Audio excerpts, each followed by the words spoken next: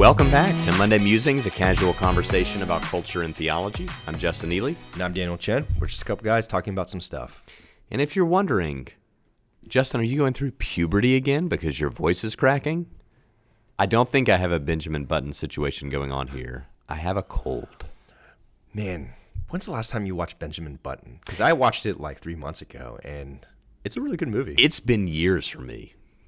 I need to watch it. Yeah, maybe I'm experiencing it right now. It hits differently as like an older person, or whatever we are, middle age, pre-middle age. What is this, the Cretaceous period? Where? But yeah. So you got a little cold. Maybe. I got a little cold. There's something going around. I think. You remember back in the day when we were able to have some mild sickness and still somewhat go about our lives? Yes. That's what I'm trying to do. Yeah, I think we're I'm sitting far from you. Yeah. It's mostly because, man, when you have 3 little kids, and just now you do too. Stuff happens. You get stuff. You get your own sicknesses so often from within your family that it's like you got to make sure that you don't get anything outside your family, Yeah. The kids already bring in enough stuff. It's just coming. But we are taking a break from our World Religion series to talk about Halloween. Happy Halloween. Or Reformation Day, if that's more your cup of tea. Yeah. Why not both? Why not both? When's the last time we've had a Monday Musings where it was Halloween? I think it's never happened. On the day of. Yeah, maybe not. So we're actually going to rebroadcast our very first episode ever. Episode 1. Episode 1. We listened to part on of Halloween. And I think we did cut this out, but I hadn't started saying yet. We're just a couple of guys talking about some stuff, right? You're just like, we're just 2 guys talking about things, about culture and theology and worldview. The current tagline's much quicker. It is much quicker, and you're going to notice that the quality of sound is going to drop off a little bit after this intro. Dramatically. I mean, since our first episode, we have invested tens and tens of dollars on our sound equipment, and so we've really made a big difference, I think. Yes. But before we get to our rebroadcast, we're going to go to the restaurant of the month. What do you got, Daniel? So my restaurant of the month is going to be CiCi's Pizza. Now, I do personally love CiCi's Pizza. Yeah, you do. I actually think it's better than a lot of like takeout pizza as well. But really, this is a life hack if you have kids. This is my kids' favorite restaurant besides Chick-fil-A. Sure. Because you get unlimited pizza. For some reason, there's always SpongeBob on the TV. Always. And they don't watch SpongeBob at home. I don't know why they're so entranced by it. And then they have a buffet of dessert. And then there's this thing where you pay $1. And those toy machines, the claw machines? Yeah. And you never win? Right. I have one where you pay $1 and you win every time, and you get this little plastic ball. And our kids, my kids, love it. It's like I don't know what it is about it, but they win every time. They get so excited. Beautiful. And so, especially dads out there, CiCi's. if you want to give your wife a break and earn some great, husband points, take your kids to CiCi's. It's really not that hard, right? You just give them pizza and just go. Pay $1, give them a ball, and go. We also have, next to the CiCi's that I go to, is a Dick's Sporting Goods, and sometimes we just make a whole day out. Oh, yeah. Not a day, but we make it a whole, at least half day. Yeah, 2-3 hour trip out of it. Yeah. We go to Dick's Sporting Goods, we walk around, they kick the soccer balls and stuff, pick up the baseball bats. It's a ton of fun. So a few months ago, I took my daughters to the PGA Tour Superstore, and it was the exact same time the old people's home was bringing their no offense, sorry if that was generationist, but they were bringing their nursing home people. Like old people's home? Is there another term for that? Nursing home, I guess. I don't know. But they were doing laps around the PGA Tour Superstore, and I think some of them started to think that my daughters were their grandchildren. And I was like, yeah, don't. Hey, that's a good deal for both. They were happy. I was kind of freaked out. Yeah, but those are good things to. Yeah. But CiCi's Pizza also, me and all my kids is $11. That is beautiful. And so I tip 50%. I tip $5 or $6 because I'm like, I need you to stay in business as long as I have kids. Yeah. So. Yeah, I mean, fighting inflation one pizza at a time. Yeah. That's great. Sure. My restaurant of the month, super boring. white suburban dude, middle-aged, Marlowe's. You know, Marlowe's is like, if you're in the suburbs and you want something a little nicer than Chili's, you go to Marlowe's. Yeah. I will say they have a pretty good burger. Yeah, it's good. You know? I think the food is pretty good. Yeah. And I would say if you're like, if you're like 28 going on a first date, maybe not the best first date place. But if you're like in high school or in college, it's like nice enough that feels really nice to be there. Yeah. But it's not so expensive that if you're like in college, you can't afford it. It's it's a nice place. Marlowe's, great date place for high school and college, and then 30 and above. Yes, agreed. No, really. But if you're in your 20s, you just shouldn't be going to Marlowe's. Yeah. If you're a college grad under 30, you shouldn't be going to Marlowe's. You need to go find whatever, somewhere fun. Like the foodie, hole in the wall or whatever, or like a nice place, Yeah, but if you're in high school or you have kids, hopefully not both of those things, you can go to Marlowe's. Yeah. So there we go. All right, today we're going to rebroadcast our first ever episode on Halloween. So happy Halloween if you feel comfortable saying that, or happy Reformation Day, and we hope you enjoy our thoughts on this day. But the focus of the podcast today is Halloween. It's the 28th of October right now as we're recording. Halloween is coming up this Thursday. It is one of the biggest holidays in America. I heard on the radio the other week we will spend billions and billions of dollars on costumes and candy this Thursday. So what we wanted to do is we wanted to talk about a brief history of Halloween. Then we were going to share how we grew up, our experiences with Halloween. And then just some advice on, particularly if you're a Christian, how you should treat Halloween, what you should do about it. And then you can agree or disagree with us. That'll be good. But so we did some research. I actually found the History Channel to be a helpful website. Daniel, I think you found Wikipedia to be helpful. Yeah, I mean, Wikipedia's never wrong. It's never wrong. You have to start there. So you can't edit Wikipedia like you used to. I know, it's sad. They've really cracked down on the crimes. Yeah. It's very sad. I know. Now it's just like an encyclopedia. And right. Why would you want that? It's like factual stuff. Yeah, it's crazy. So anyway, so Halloween dates back to the ancient Celtic ritual, ancient Celtic festival called Samhain. Yeah, and if you read what it looks like Samhain. So that's very confusing and not helpful. But people would light bonfires. They would wear costumes to ward off ghosts. And then in the 8th century, Pope Gregory III designated November 1st as a time to honor all saints. And it seemed like in some of my research that this was a little bit of an attempt from the Catholic Church to kind of get rid of this kind of Celtic pagan ritual. But then it seems like they began to kind of incorporate different things into it. Right. Yeah, I feel like the church just has a history of just taking other people's holidays and just Columbusing it. Columbusing it. Dang it.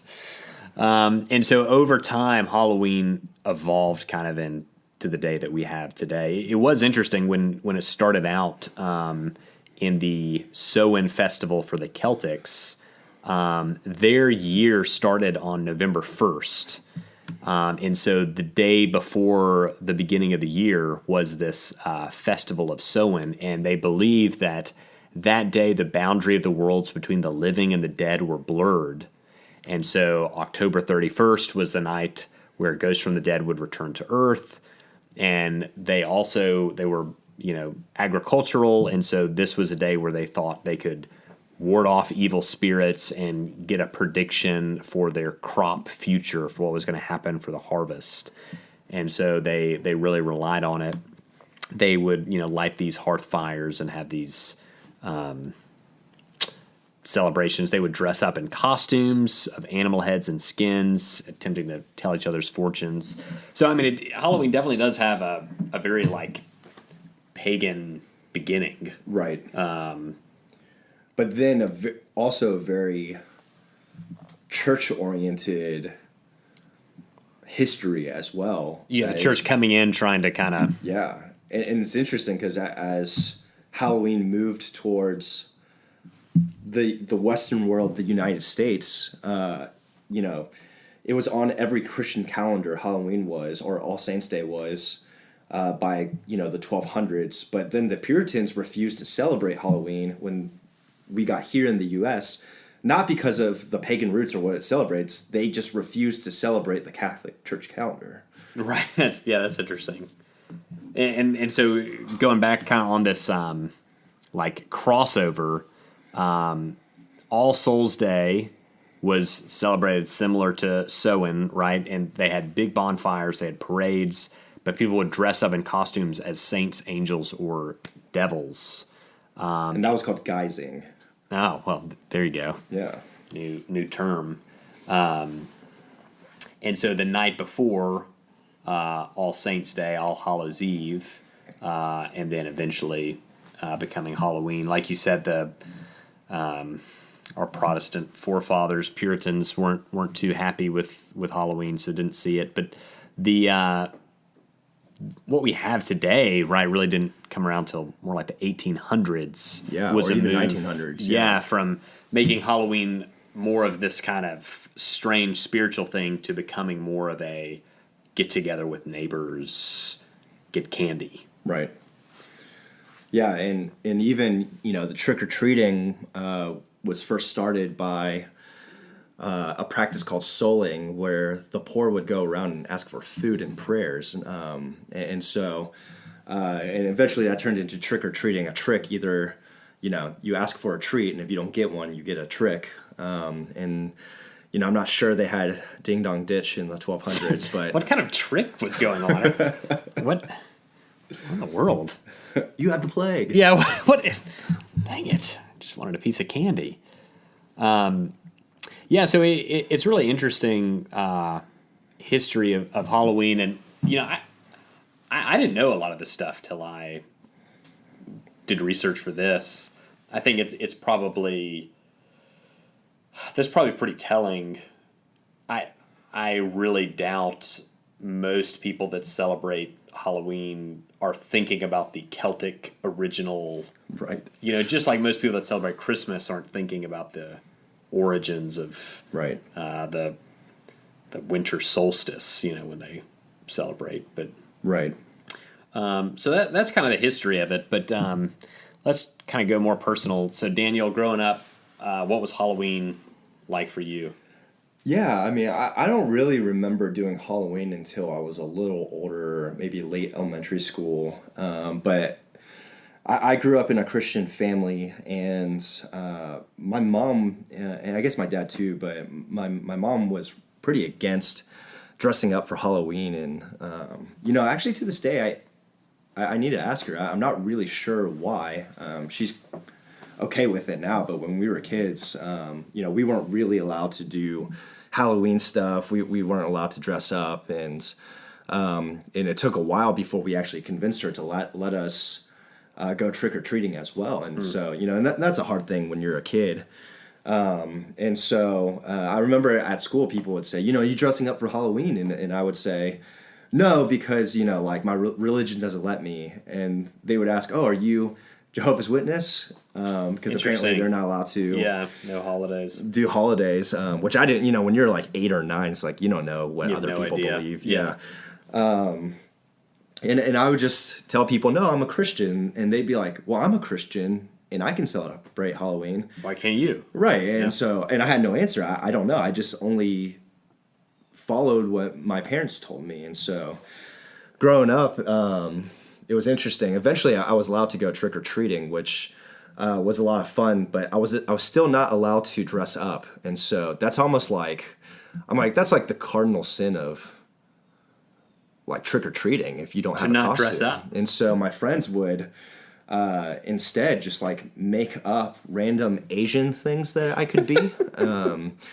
And so, for example, one year they taped a flashlight to my head, and so I was a Chinese headlight, which is nothing. That's not a thing. Well, I mean, I don't know.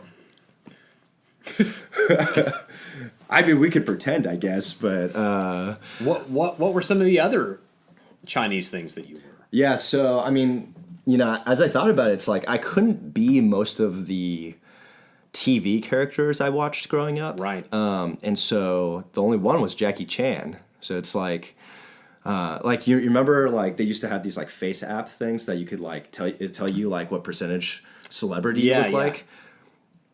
Amazingly, 100% of the time, me and my brothers all got Jackie Chan. Jackie Chan. Who would have thought? I know. Yeah. Yeah, it's crazy. And so, we were Jackie Chan, or someone would write something random on my shirt, or you would just be like, you just take any ordinary thing and just put the word Asian in front of it, and I guess like people accepted that as a costume. I don't know.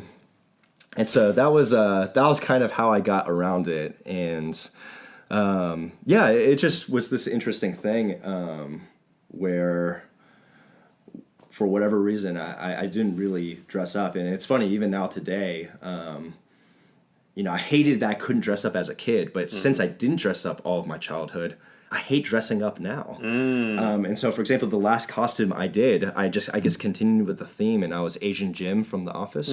Congratulations! Yeah, that was my last costume, and so. Oh no, I'm sorry. Last year, my daughter was Boo. Is that her name from Monsters Inc.? Oh, I'm not up on the Monsters Inc. It's been a while. Yeah, and so my wife got me a Sully costume, and she said, "Oh, it's a large," and so I was like, "Okay, like I'll just put it on Halloween just to for my wife and for my daughter." And when I tried to put it on, it came up to my waist, and I was like, "Wait, where did you get this costume?" And apparently, it belonged to her like very petite twin sister who is no more than like 5'1" to 5'2", and I'm 6 feet tall. Yeah, not quite working. And I was like, wait, so this fit her in high school, and you thought it would fit me now? And large. so, I you know what? I would have worn it, but it looked like I killed Sully and tied him around my waist, and I thought that would be kind of terrifying for the children. So, That's I couldn't do it. But what about you? So, we were a very pro Halloween family growing up. One of my favorite childhood memories actually is we would every September, late September, early October, go to Bert's Pumpkin Patch, which is up in Dawsonville, which we're trying to recreate with Hannah now. So the forecast said Saturday was just going to be cloudy all morning. So we drove an hour up to Bert's to be raining the whole time. Man.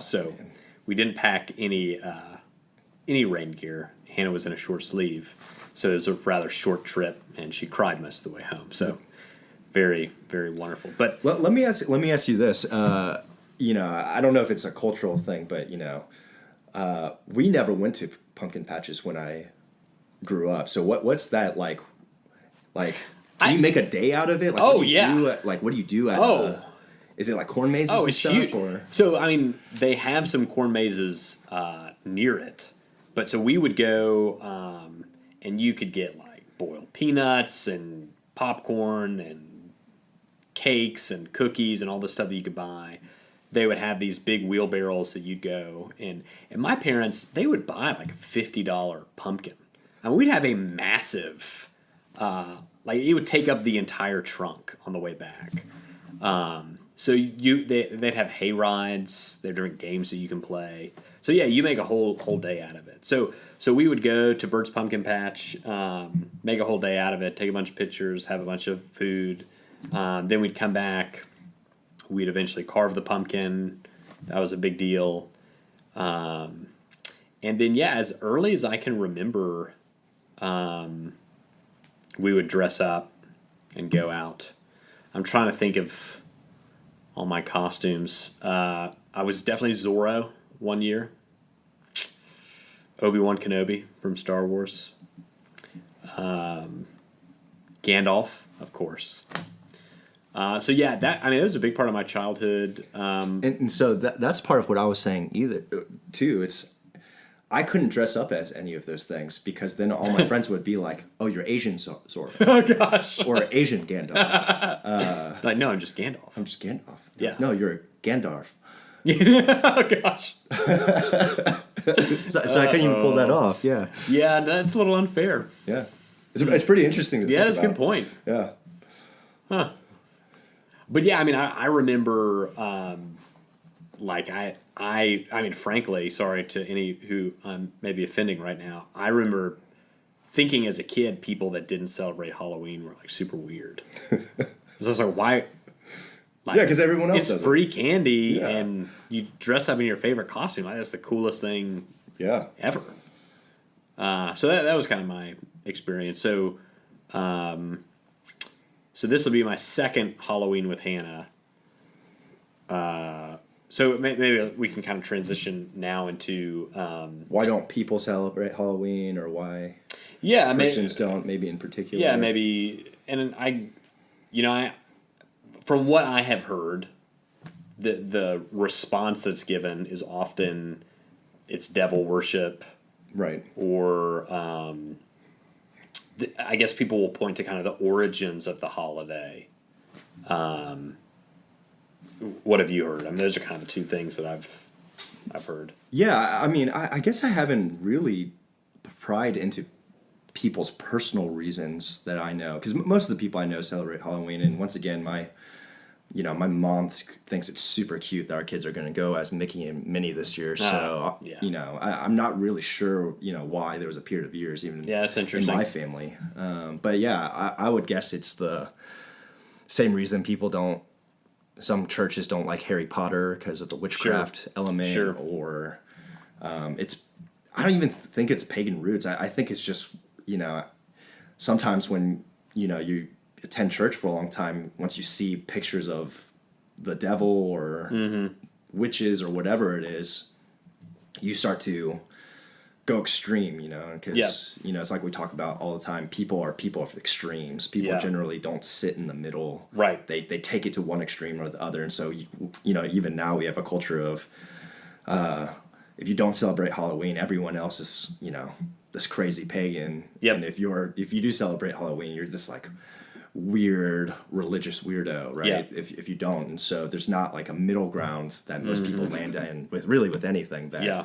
would say this is okay. But I think the other thing I've heard a lot is like, check your candy for razor blades or drugs. Right. But I saw something on Facebook that said, man, people don't care about you enough to give you their drugs. It's like, That's way too generous. Way too generous. so it is funny because it's like, I heard that all growing up. I've never once, even in the news, heard of a story that there was candy laced with drugs or... It's sad that we live in a society where we don't trust people so much that that's like a thing. Right. So what about thoughts for thoughtful Christians who are thinking about how to or if to celebrate Halloween? What are some thoughts we could give? For sure. Like we said at the beginning of the podcast, I think wherever you land on this, we're here to respect your convictions. And so if you're a no Halloween person, we'd say that's great. And if you're a Halloween person, we'd also say that's great. But I think for us, at least for me, where I land is, we shouldn't push. It's okay for you to have a conviction, but don't push your convictions on other people if they don't have that conviction. Because I think it's kind of a gray area. It's not black or white. You should or shouldn't do it. But it's interesting. Yeah, I do think like it's important to preserve like liberty of conscience on an issue like this. Of like, hey, good Christians who love the Bible, love Jesus, belong to the same local church, may, according to their convictions, choose to celebrate or not celebrate this day differently. Right. And that's okay. And we don't have to we don't have to be the young version of me that kind of made fun of people who did it differently than I did. I think there's space to, love one another on this. And I think too, I think you could say there's space for conscience on the current version of Halloween. Obviously, if you're a real witch, there's no liberty of conscience there. Like, you should repent and stop being a witch. If you're like actually celebrating the like Celtic ritual of like literally trying to tell your fortune or bring up ghosts, like, yeah, that's like not okay. Like Right.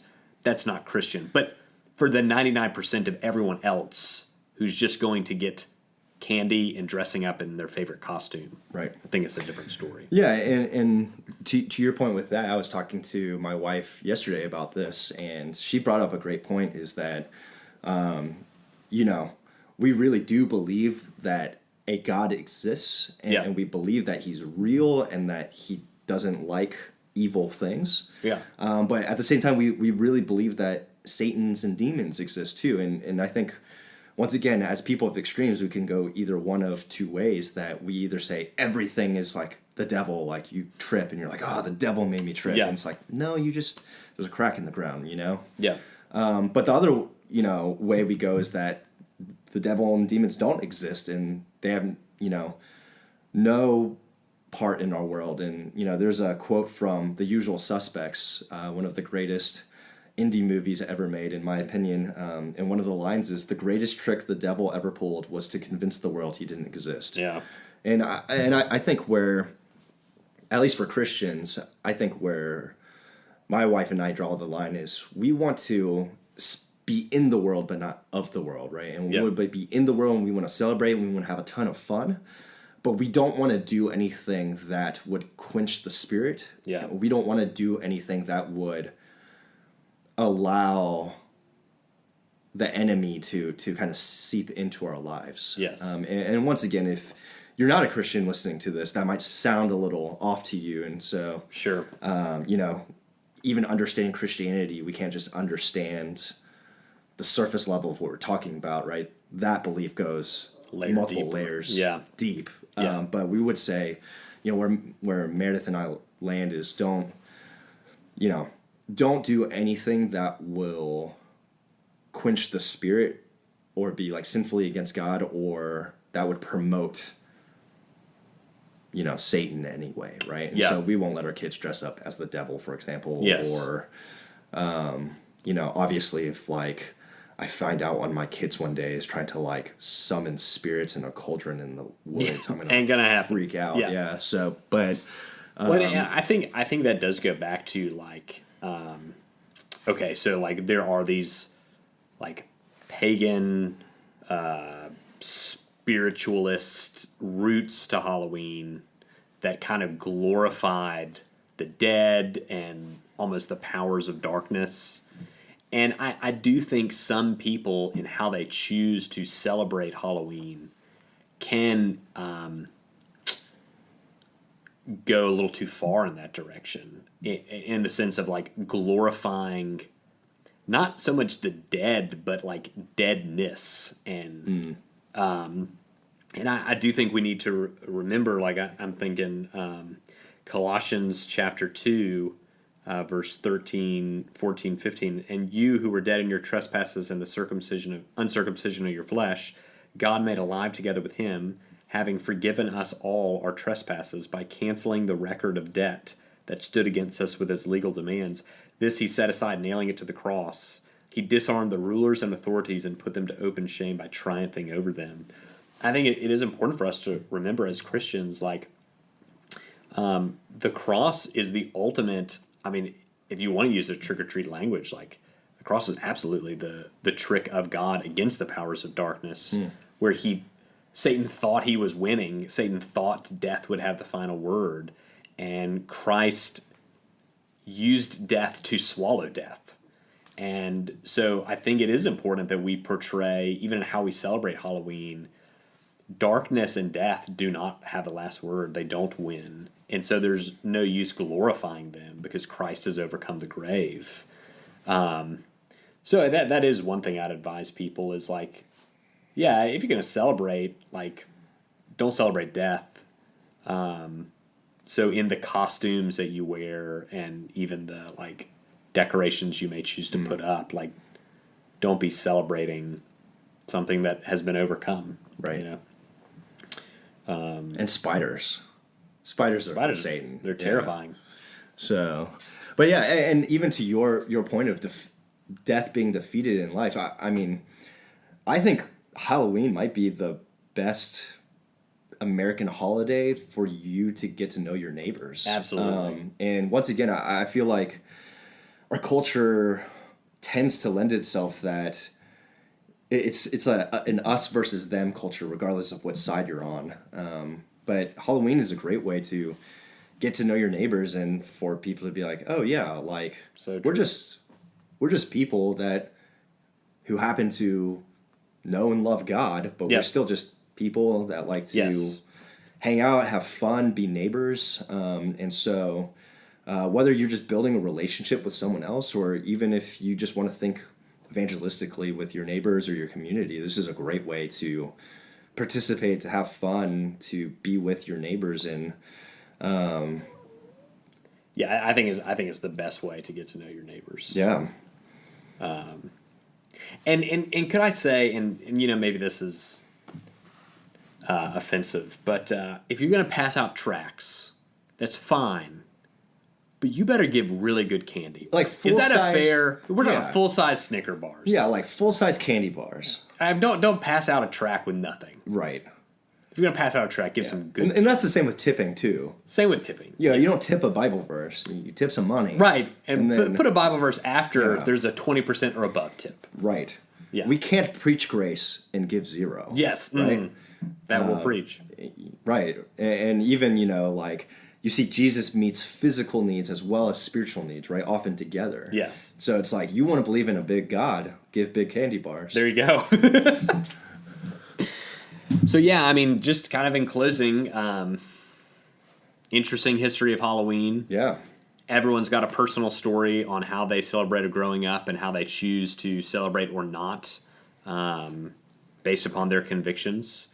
But probably the best opportunity to get to know your neighbors all year long. Yeah. And so as Christians who care about our neighbors, as Christians who are called to love our neighbors, we should be thinking prayerfully and biblically about how to get to know people because we love them and want to share the gospel with them and see what happens from there. Yeah, absolutely.